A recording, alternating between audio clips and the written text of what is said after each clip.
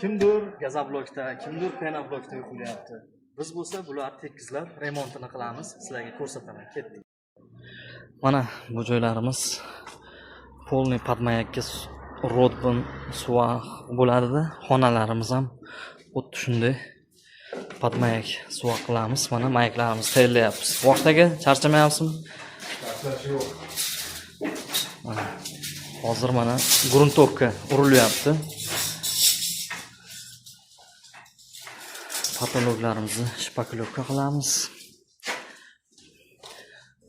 Bu xonamiz ham mana polniy podmayakka rodbinda suvemiz. Bu joyda hammomimiz ham bor. Azbi, charchab qolmayapsizmi, urinyapsizmi? Kam bo'lmaysiz.